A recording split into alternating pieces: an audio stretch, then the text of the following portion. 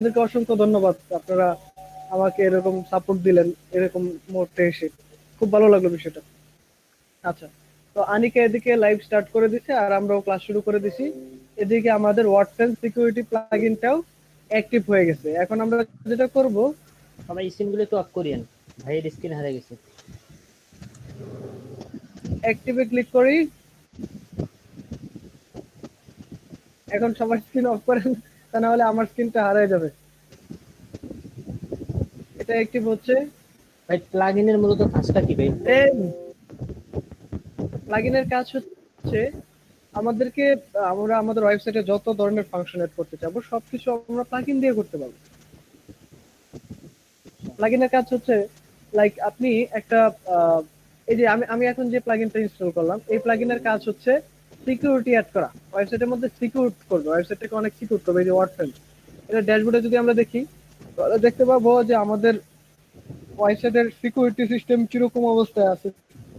হ্যাঁ, এটাকে আমরা কিভাবে আরো সিকিউর করতে পারি, কি কি সিকিউর বিষয় সাজেস্টেড করতেছে, এই বিষয়গুলো কিন্তু আমরা এই প্লাগইনের সাহায্যে করতে পারবো এবং দেখতে পারবো।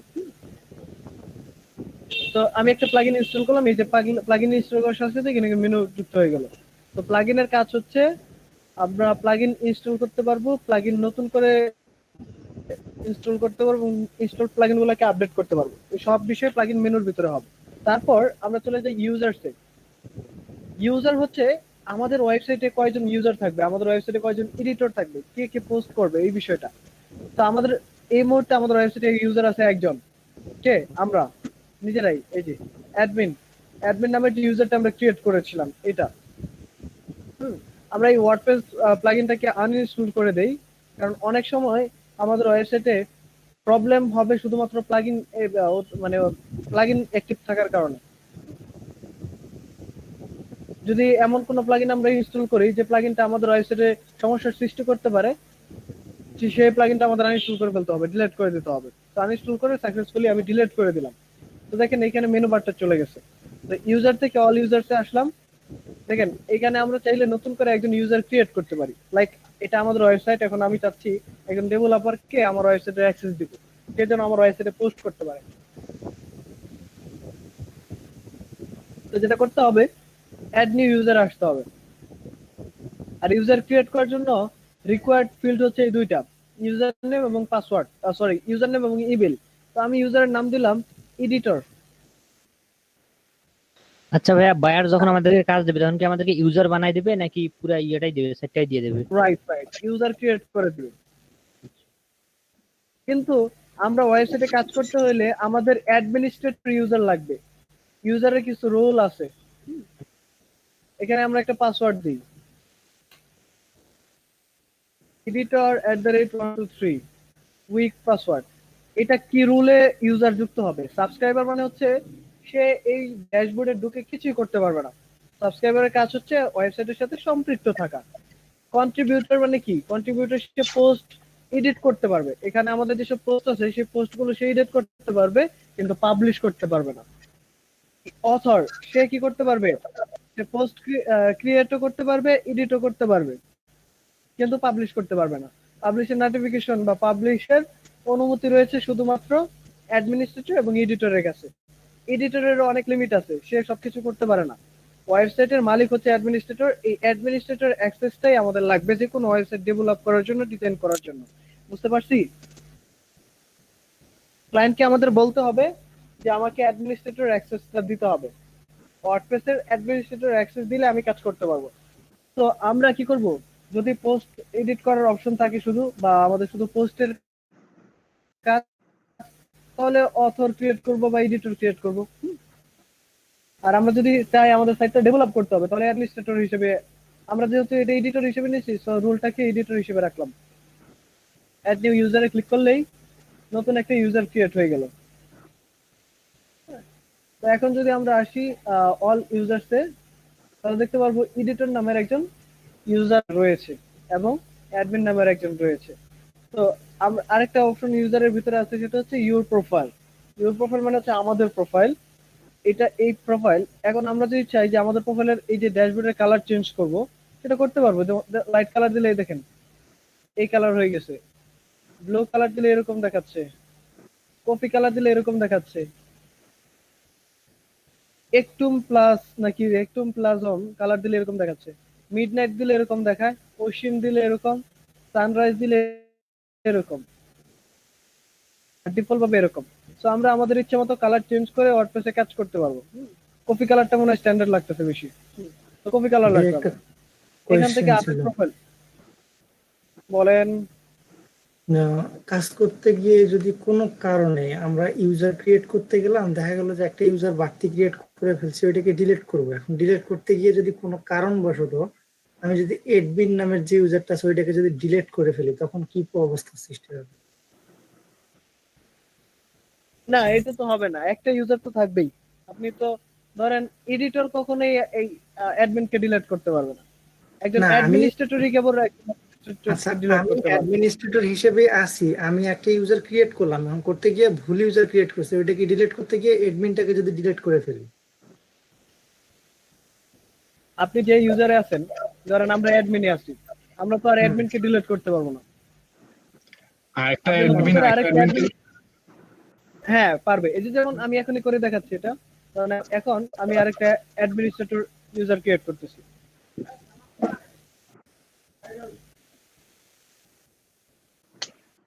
ইউজার নেম দিলাম ধরেন তন্ময়, ইমেল দিচ্ছি তন্ময়@gmail.com,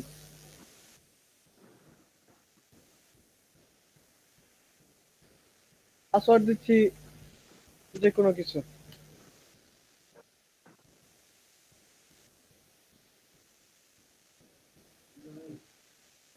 অ্যাডমিনিস্ট্রেটর অ্যাক্সেস দিলাম, অ্যাড নিউ ইউজার ক্রিয়েট করলাম,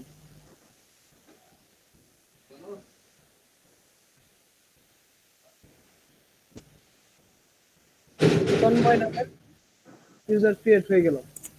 তো এখন একে যদি আমরা ডিলিট করতে চাই তাহলে কি করতে পারবো? ওই যে দেখেন ডিলিট করার অপশন আছে, ডিলিট করে দিলাম, কনফার্ম ডিলিট পারছি। কিন্তু আমরা কি আমাকে ডিলিট করতে পারবো? কখনোই না পারবো এখন না। ভাইয়া এখানে যে কথাটা আমরা হচ্ছে আমাদের সেটা হচ্ছে যে বায়ার আমাকে যে অ্যাডমিনিস্ট্রেটর অ্যাক্সেসটা দিল, সেই অ্যাডমিনিস্ট্রেটর অ্যাক্সেস থেকে যদি আমি তার অ্যাডমিনটাকে ডিলিট করে ফেলি, হ্যাঁ পারবেন। মানে যদি করে ফেলি তখন ওই অ্যাডমিনটাকে কি, মানে ওই অ্যাডমিনের যে ইউজার অপশনটা রয়েছে ওটাকে কি ব্যাক আনা পসিবল? আবার নতুন করে ক্রিয়েট করলেন সেম অ্যাক্সেস দিয়ে, সেম ইমেল দিয়ে, আচ্ছা, সেই একবার ইমেল ডিলিট দিয়ে যদি আমরা ক্রিয়েট করে দিই তাহলে হবে। একবার ডিলিট করে দিলে সেটা আবার ব্যাক আনা যাবে না, কিন্তু আমরা যে নামে ইউজারকে ডিলিট করলাম সেই নামে আবার ক্রিয়েট করতে পারবো সেই সেম জিমেল দিয়ে। অটোমেটিকলি তার ইয়াতে মেইলও চলে যাবে পাসওয়ার্ড সহ। হ্যাঁ, পাসওয়ার্ড সহ মেল চলে যাবে যে আপনার মানে একজন অ্যাডমিনিস্ট্রেটর অ্যাক্সেস ডিলিট হয়েছে, ইউজার মেলগুলোর জন্য কারেকশন দিতে হবে, এবং এটা লাইভ সার্ভারে কাজ করলে এগুলো বিষয় আমাদের ক্লিয়ার হয়ে যাবে আস্তে আস্তে। তো ইউজারের কাজ কি বুঝতে পারলাম। ইউজার মানে হচ্ছে আমরা এখান থেকে ইউজার ক্রিয়েট করতে পারবো, নিজেদের প্রোফাইলটাকে মডিফাই করতে পারবো, দ্যাটস ইট, আর বাকি কিছু নাই, এটুকুই। বুঝলাম? জি ভাই। Okay fine. ভাই হচ্ছে যে আমাদের ওয়েবসাইটে বা কোনো কোনো ওয়েবসাইটে যে থাকে লগ ইন করার বিষয়টা, সেটা কি এই জায়গায় সংযুক্ত? হ্যাঁ হ্যাঁ, আমরা যে কোনো ওয়েবসাইটে লগ ইন করতে গেলে সেটা অবশ্যই একটা ইউজার অ্যাক্সেস থাকতে হবে।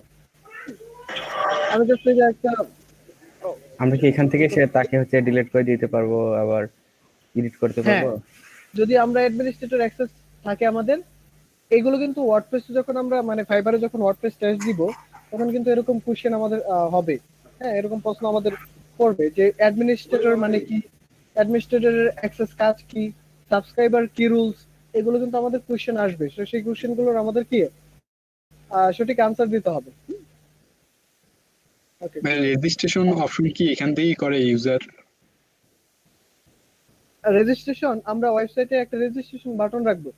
তো সেই রেজিস্ট্রেশন বাটন হইলেও যে কেউ যখন ইউজার ক্রিয়েট করবে ওয়েবসাইট থেকে, তো সেই ইউজারটাও আমাদের এখানে চলে আসবে, তখন আমরা ম্যানুয়ালি অ্যাপ্রুভ করতে পারবো, অটোমেটিক্যালি অ্যাপ্রুভ করতে পারবো। সেগুলো অনেক প্লাগইনের কাজ, মানে এগুলো অ্যাডভান্স কাজ, আমরা দেখবো খুব শীঘ্রই এগুলো দেখবো আস্তে আস্তে। তো ইউজারের যে বিষয়টা, এটা কি আমাদের ক্লিয়ার হয়েছে বলেন তো? জি ভাই, নেক্সট স্টেজ সমস্যা নেই। Okay fine. এখন নেক্সট নেক্সট হচ্ছে কি টুলস। টুলস মানে কি জিনিস? এখানে ইনপুট এবং এক্সপোর্ট নামের একটা ফাংশন আছে, এটা মেইনলি হচ্ছে টুলস এর কাজ।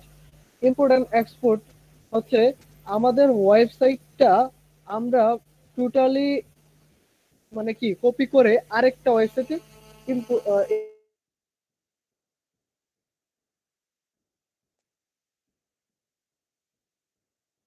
ভাই আটকে গেছেন মনে হয়।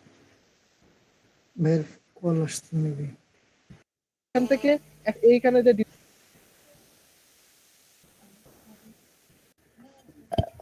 আপনার কথা শোনা যায়নি ভাইয়া।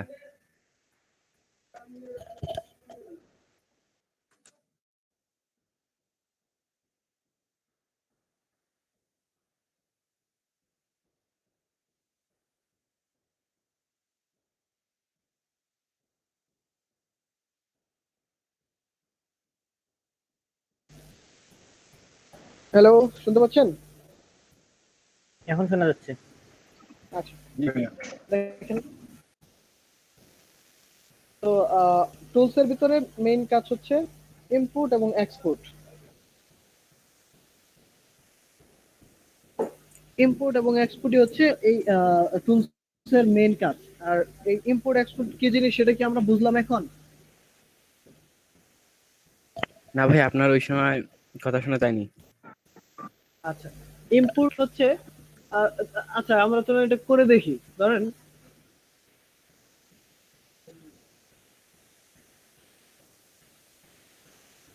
এখান থেকে যদি আমরা এক্সপোর্টে ক্লিক করি তাহলে দেখতে পাবো যে এক্সপোর্ট মানে হচ্ছে এই পুরো ওয়েবসাইটটাকে আমরা কপি করলাম, কপি করে আরেক জায়গায় রাখবো, এরকম একটা ফাংশন আমরা চাচ্ছি। যে আমাদের ওয়েবসাইটে যে ডিজাইনটা হয়েছে এই পুরো ডিজাইনটা আমার কাছে ভালো লাগছে, এই কারণে আমি এটাকে এক্সপোর্ট করে রেখে দিব, যেন পরবর্তীতে ক্লায়েন্টকে এটা দিতে পারি অথবা অন্য আরেকজনকে পাঠাইতে পারি। তো আমরা কি করব, শুধু পোস্ট গুলোকেও নিতে পারি, শুধু পেজ গুলোকেও নিতে পারি, শুধু মিডিয়া গুলোকেও নিতে পারি, অথবা ফুল অল অফ কন্টেন্ট এটা নিতে পারি। তো আমাদের হাতে অপশন আছে। ডাউনলোড এক্সপোর্ট ফাইলে ক্লিক করলে পুরো বিষয়টা ডাউনলোড হয়ে যাবে, মানে এই পুরো ফাইল টাইল যা আছে ডাটাবেস সহ লোগো টোগো সহ। দেখাই দেন ভাই একটু। আচ্ছা, তো আমরা এটাকে এক্সপোর্ট করি। চলো, অল কন্টেন্ট সহ ডাউনলোড এক্সপোর্ট করলাম। দেখেন ডাউনলোড হয়ে গেছে।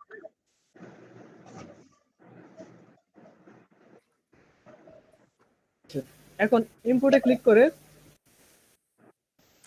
দেখেন আমরা কি করতে যাচ্ছি, ওয়ার্ডপ্রেস চাচ্ছি না, নাকি আমরা চাচ্ছি আরএসএস চাচ্ছি, নাকি ব্লগার চাচ্ছি? আমরা চাচ্ছি ওয়ার্ডপ্রেস। তো ওয়ার্ডপ্রেসে ক্লিক ইনস্টলে ক্লিক করতে হবে।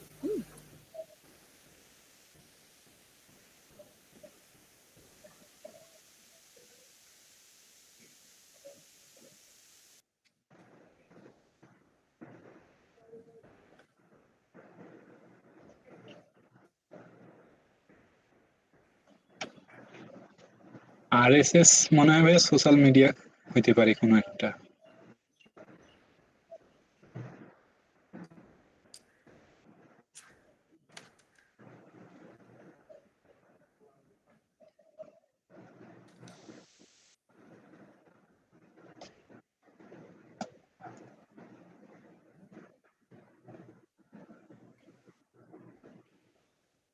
সবাই কি আছেন? ভাইয়ের নেট গেছে নয়, ওই তো শোনা যায় আমারে। হ্যাঁ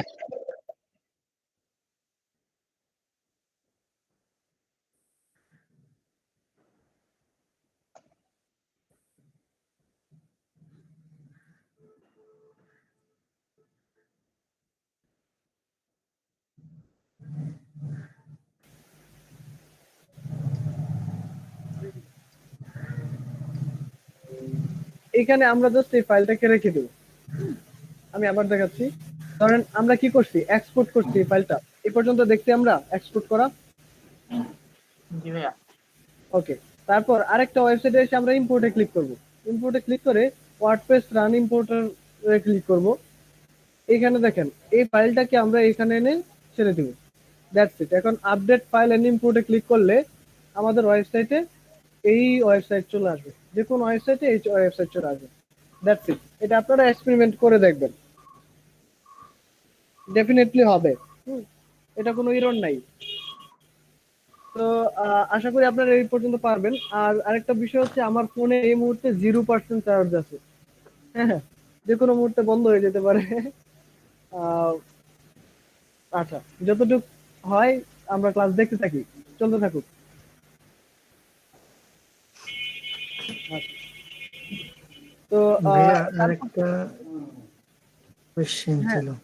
হ্যাঁ বলেন নাই। আচ্ছা, আমরা যে পেজ গুলা ক্রিয়েট করতেছি, স্পেসিফিক জি, ভাবে আমরা গতকালকে একটা অপশন দেখলাম, যে অপশনটাতে আমরা মানে সিলেক্ট করে দিছিলাম যে আমরা যে পোস্ট গুলো করবো সেই পোস্ট গুলো ব্লগ পেজে যাবে। রাইট। তো এখানে আমরা যদি অন্য কোনো একটা পেজের মধ্যে যদি কোনো একটা পোস্ট নিতে চাই, সেক্ষেত্রে কি ওয়ে ব্যবহার করবো? আচ্ছা, আপনি চাচ্ছেন আমাদের ওয়েবসাইটের একটা নির্দিষ্ট পোস্টকে হুম, অন্য একটা পেজে রাখতে। অন্য একটা পেজে রাখবো। একটা পোস্ট না সবগুলো পোস্ট? মানে কিছু পোস্ট, যেমন আমি নতুন একটা আজকে পোস্ট করব, সেই পোস্টটা আমার মানে মানে কোনো একটা অন্য কোনো ব্লগ পেজ বাদে অন্য কোনো একটা পেজের মধ্যে থাকবে। রাইট, রাইট, বুঝতে পারছি। এটার জন্য আমাদের হচ্ছে দুইটা অপশন আছে। একটা হচ্ছে আপনি যে পোস্টটা করবেন, যে নতুন পোস্টটা করবেন, সেটার একটা আলাদা ক্যাটাগরি দিলেন। সেই ক্যাটাগরিটা আমরা আহ, এটার জন্য একটা প্রিমিয়াম প্লাগইন লাগবে, যে প্লাগইনটা কিনতে হবে টাকা দিয়ে। আহ, আচ্ছা, এটা এলিমেন্টর প্রো দিয়েও হবে, বা আপনি অন্য যে কোনো ওয়েবসাইটে ধরেন আছেন, ধরেন আপনি কোনো কারণে কোনো পেজ বিল্ডার ইউজ করতেছেন না বা ডিবি থিম ইউজ করতেছেন, যে থিমে আছেন সেই থিমের কথা বলতে হবে। হুম, কারণ ডিবি হ্যাঁ, থিমে আছি, তাহলে ডিবি বিল্ডার এরকম একটা ফাংশন আছে, যেটার মাধ্যমে শর্টকাট জেনারেট হয়ে নির্দিষ্ট ক্যাটাগরির পোস্ট আমরা নির্দিষ্ট সেকশনে বা যে কোনো এক জায়গায় রাখতে পারি। আর যদি এলিমেন্টরের কথা বলি, তাহলে এলিমেন্টরের প্রিমিয়াম ভার্সনটা লাগবে। এটার জন্য প্রিমিয়াম ভার্সনে অ্যাড অন অ্যাড করতে হবে। তারপর আমরা এটাকে যে কোনো একটা জায়গায় রাখতে পারবো, যে কোনো পোস্টকে, যে কোনো ভাই এটা ক্যাটাগরি একটু পোস্টকে। দেখাতেন। এটা এখন আচ্ছা। কিভাবে দেখাবো? আমরা তো এখন ড্যাশবোর্ডই শেষ করি নাই, এলিমেন্টরে যাইতে আমাদের আরো 4-5 দিন লাগবে। 4-5 দিন আগের কাজ কি এখন দেখালে হবে? আচ্ছা জি ভাইয়া, ভাইয়া, একটা ঠিক আছে। বুঝবেই না অনেকে। হ্যাঁ, ফ্রিকোয়েন্সি বজায় রাখতে হবে। জি ভাইয়া, কালকে আমার এই সমস্যাটা হচ্ছে, আমি ক্যাটাগরি দিয়ে চালাই নিছি, মানে ক্যাটাগরি সেট করে ওইভাবে সেট করে নিছি মেনু বারটা। ক্যাটাগরি সেট করলে হবে, রাইট, রাইট। তো দেখবো এই বিষয়গুলো আমরা দেখবো, কিন্তু এখন তো দেখানো যাবে না, কারণ আমরা এখন ড্যাশবোর্ডটাই ক্লিয়ার হই নাই। এখন যদি আমরা একটা প্রিমিয়াম প্লাগইনে চলে যাই, তাহলে কি ফ্রিকোয়েন্সিটা ঠিক থাকলো? না আপনি ভাই, একটা ঠিক থাকবে বাচ্চাকে না। ধরেন, আমি ছোট্ট একটা উদাহরণ দিই, সেটা হচ্ছে ধরেন আপনি আহ, একটা বাচ্চার বাবা হবেন। বাচ্চার বাবা হচ্ছেন। তো আপনার বাচ্চা যেদিন হইলো, সেদিনই কি আপনাকে আব্বা আব্বা বলে ডাকবে? না ভাই। তাকে আপনাকে খাওয়াইতে হবে, পড়াইতে হবে, 1-1.5 বছর আপনার তার পিছনে সময় ইনভেস্ট করতে হবে। ওয়াও ওয়াও করবে, আপনার শরীরে পায়খানা করে দিবে, প্রস্রাব করে দিবে, অনেক কিছুর পর 1 বছর পর আপনি, 1 বছরে কি একবারও সে ডাকতে পারবে? বা কথা বলার আগ পর্যন্ত 6 মাস বা 1 বছর যখনই কথা বলে, তার আগে কি একবারও আব্বা ডাকবে? তারপরে তো না আপনি ভাই। পরিশ্রম করে যাবেন। কিন্তু 1 বছর পর একদিনেই কিন্তু সে যখন সে কথা বলতে পারবে, একদিনে 100 বার আব্বা ডাকতে পারবে। আব্বু ডাকবে না? জি ডেফিনেটলি ভাই। পারবে। তো আপনি এখনই যদি এই বাচ্চাকে, বা আমরা এখন বাচ্চা, মানে আমাদের ওয়ার্ডপ্রেসের ড্যাশবোর্ডে আমরা জানি আমরা এখন বাচ্চা, এখন যদি আমরা জোর করে বলি যে আব্বা ডাকো, আব্বা ডাকো, আব্বা ডাকবে? ডাকবে না। না ভাই। 1 বছর সময় নিতে হবে। 1 বছর বলতে নির্দিষ্ট পরিমাণ, আমাদের বেশি না, 4-5 দিন সময় লাগবে এই সবকিছু ক্লিয়ার হইতে। আমাদের সর্বোচ্চ আহ, মানে আগামী সপ্তাহে কিন্তু আমরা সবকিছু মানে কমপ্লিট করে ফাইবারে ঢুকবো। এটা কি আপনাদেরকে বলছিলাম যে নেক্সট উইকে আমরা ফাইবারে ঢুকতেছি? মানে জি ভাই, একদম আগামী পুরো। এক সপ্তাহ, ভাইয়া বৃহস্পতিবারের কথা আগামী এক বলছি। সপ্তাহ আমাদের আমাদের কেরিয়ারের সব থেকে ইম্পর্টেন্ট টাইম। তো এই এক সপ্তাহ আপনাদেরকে প্রচুর কাজ করতে হবে, প্রচুর কাজ শিখতে হবে, নতুন অনেক কিছু জানতে হবে। তো that that way we can develop hour career here. But সবারই একটা ড্রিম আছে। আপনি জানেন, আপনার মানে এই যে রাসেল বলেন বা আপনাদের যাদের গার্লফ্রেন্ড আছে, হ্যাঁ, আপনাদের ইচ্ছা হয় না যে আমার গার্লফ্রেন্ডকে আমি বিয়ে করি? ভালো গার্লফ্রেন্ডের কথা বলতেছি। অনেকে তো আছে মানে গার্লফ্রেন্ড ভালো থাকে না। তো আপনার এরকম একটা গার্লফ্রেন্ড থাকতেই পারে। তো বিয়ে করতে হলে কি লাগবে? আপনার একটা স্টেবল ইনকাম লাগবে, তা নাহলে আপনার ফ্যামিলি মানবে না, পরিবেশ মানবে না, সমাজ মানবে না। তো আপনি যদি সার্টেন পয়েন্টে এই কোর্সের শেষের দিকে ধরেন আপনি মাসে $500 করে ইনকাম করতে পারতেছেন, ধরলাম 6 মাস পর বা একটা নির্দিষ্ট টাইম পর আপনি মাসে $500 ইনকাম করেন। $500 বাংলাদেশে দেখায় 40,000 টাকা। তো 40,000 টাকা যখন আপনি আর্নিং শেষ।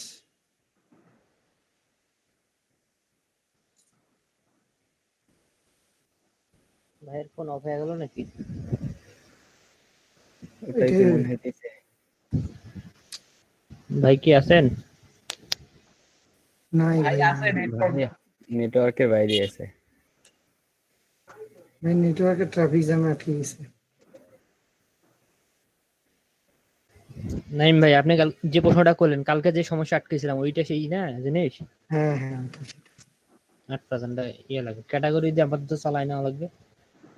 Next plugin. আর ব্যাপারটা হচ্ছে কি, অনেক জিনিস আছে যে জিনিসগুলো মানুষের মানে আমাদের মাঝেই অনেকেরই মাঝে মানে খেলা করে, এই প্রশ্নগুলো মনের ভিতর খেলা করে, কিন্তু কেউ কোশ্চেন গুলো করে না। হ্যাঁ, যার কারণে আমি কোশ্চেনটা, কিন্তু দেখো কালকে কিন্তু তুমি এই প্রবলেমটাতে পড়ছিলে, এখন পর্যন্ত কিন্তু ওই প্রবলেমটার কথা তুলে ধরা নেই, যার কারণে আমি বললাম।